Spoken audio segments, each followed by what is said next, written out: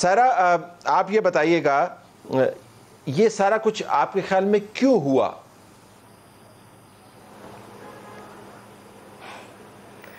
Party छोड़ने वालों को बताऊं या ये सारे वाकयात क्यों हुए?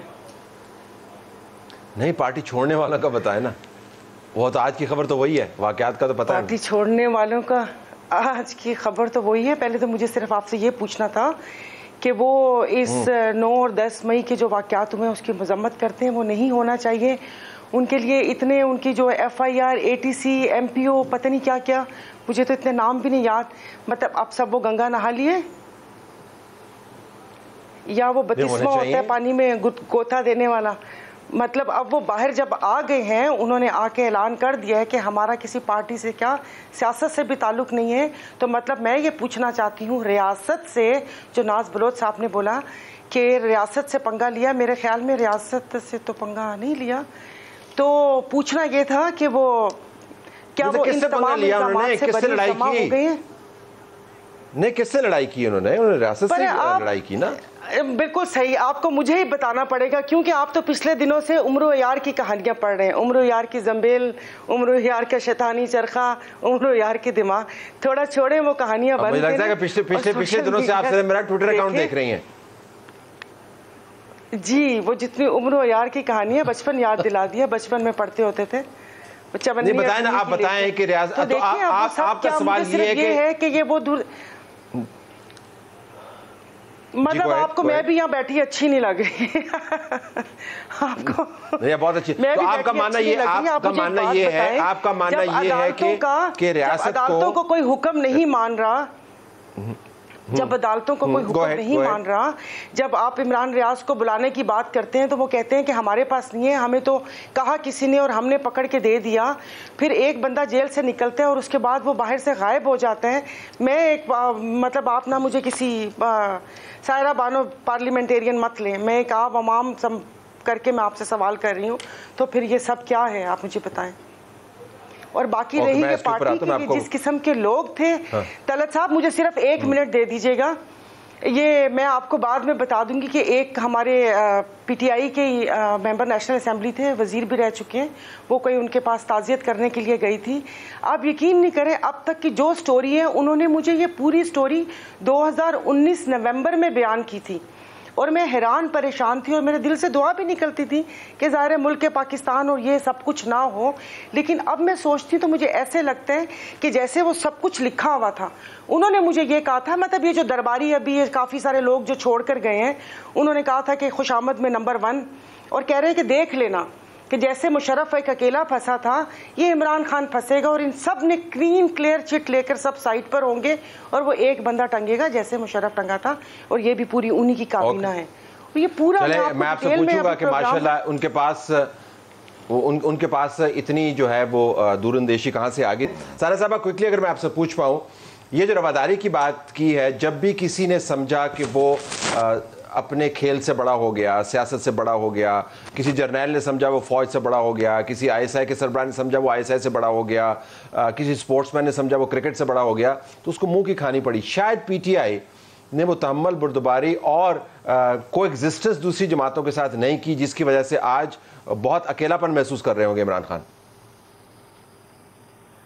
जी तलत साहब, इसमें ये जो लोग अभी चंद एक छोड़ कर गए हैं और जो एक चंद एक की खबरें आ रही हैं आने वाली, ये अगर आप मेरा कोई पुराना कोई क्लिप वगैरह, अक्सर मैं बोलती रहती हूँ कि खान साहब के लिए उन्होंने कहा ना कि एक लफ्ज़ बोलें, तो मुझे यही था कि इन 4-5 लोगों से दूर रहा जाए। तो बस यही 4-5 लोग थे जो वो एक मुहावरा है ना कि चने की झाड़ पर चढ़ाना, तो वो जो चने की झाड़ पर चढ़ाते थे वो उस वक्त हमें भी दिखता था कि ये क्या जुल्म कर रहे हैं इनके साथ भी और अपने साथ भी। लेकिन मुझे लगता है कि उन लोगों को फिर क्लीन चिट मिल जाएगी, क्योंकि घूमते घुमाते दूसरी तीसरी पार्टी से आए हैं और उसके बाद अभी ये कि वापस किसी पार्टी में उनको पनाह मिल जाएगी, लेकिन नुकसान कर गए। आप सही कह रहे हैं कि ये अकेले तो मुझे अभी नहीं, लेकिन लेके इन लोगों ने अपनी ज़ुबान के हाथों, और जो चंद लोग थे कि जो हर वक्त आप सोच नहीं सकते कि जिस तरीके से वो चने की झाड़ पर चढ़ाते थे और जो कहते थे कि इवन अभी भी वो खान साहब को खान साहब नहीं कहते थे, जो मैंने सुना था कि अभी भी वो PM साहब बात करते थे। और आज वो लोग छुपे हुए हैं अपनी जमानत। वो तो नवाज शरीफ को भी पीएम कहते हैं, नवाज शरीफ साहब को भी पीएम कहते हैं जी, जरदारी साहब को भी सदर जरदारी कहते हैं। लेकिन वो एक होता है ना कि जिस तरह वो कहना कि नहीं बस ये हो गया तो वो हो गया, एक गलत तस्वीर पेश करना, हकीकत बतानी चाहिए। और जिस वक्त इन लोगों ने रेजिग्नेशन दिए थे उस वक्त भी वहां पर खड़ी इन सब लोगों को हकीकतें बता रही थी। अच्छा, सायरा साहब गो अहेड बताइए। बयान नहीं आता उनका। सायरा साहब जी। नहीं, मैं काफ़ी देर से सुन रही हूँ। आपने कहा कि इस किस्म के बयान, इसको ये बोलना उसको वो बोलना, वो तो अभी जो साथ बैठे हैं वो भी एक दूसरे के पेट वेट भी पाड़ रहे थे, आंतें बाहर निकाल रहे थे। और अभी हम कर्नल शेर खान या हम अपने जितने भी शोहदा हैं, मैंने पहले भी मैं बोल चुकी हूँ कि मेरा तो ताल्लुक भी बॉर्डर के इलाके से, तो ये जो स्पीचेस चल रही हैं पीछे वाला भूल जाए हम। मैं सिर्फ याद दहानी के लिए बोल रही हूँ। आज इनको शोहदा की कुर्बानियाँ याद आ रही हैं। जिस वक्त 65 की जंग हारी, 71 की जंग हारी, ये बोल रहे थे खराब करो तुम, सही करे नवाज शरीफ, जिस्म से बोटियाँ नोच ली, टांगे कांप रही थी, पसीना छूट रहा था। ये सब बातें क्या भूल जाए हम? ये उस वक्त इनको याद नहीं था कि ये फौज की कौन सी कुर्बानियों को रायगा कर रहे हैं और अवाम के कानों में कौन सा जहर उंडेल रहे हैं। मैं पीटीआई की वकालत नहीं कर रही, मगर मुझे इनकी इन सायरा साहब अगर जवाब दे दे। मैं वैसे कह रहा हूँ, अगर फौज भूल गई है तो आप भी भूल जाएं। अगर फौज भूल गई है तो नहीं, क्यों भूल जाए? जो ये करे वो हलाल है। अभी जो एक वो यूनिफॉर्म बरदार फौज आई थी वहां पर दरवाजों पे चढ़ रही थी मौलाना फजल रहमान साहब की, वो मैं भूल जाऊं? जो अभी ये खुरम दस्तगीर साहब रवादारी और उसकी बात कर रहे हैं, भाई अभी आपके गिरबानों तक हाथ पहुंचने वाले हैं जो बिजली और महंगाई का हॉल है, जो डॉलर 306 रुपए का भी नहीं मिल रहा। ये अभी पूरी कौम को एक ही लाल बत्ती के पीछे लगाया हुआ, जिनका काम है उनको काम करने दें। और आप पर मेहरबानी असेंबली में पहुंचे और आके आप बिजली चीजों का बात बताएं और डॉलर टाइम बिल्कुल खत्म हो गया। अक्टूबर 2020 में मेरे शहर गुजरांवाला में नवाज शरीफ ने पाकिस्तान की एक सख्त तरीन तकरीर की थी। हाज़र सर्विस जनरल ने कहा कि जनाब आपका किरदार सियासत में गैर आईनी है और आप जिम्मेदार हैं। एक पत्ता नहीं टूटा। ठीक, सब फर्क ये है। दूसरा फर्क ये है कि हम और हमारी जो जमातें हैं हुकूमत में, हम ये चाहते हैं कि फौज अपनी जो गैर आईनी किरदार है उससे पीछे हटे, जो वो खुद भी कह रहे हैं।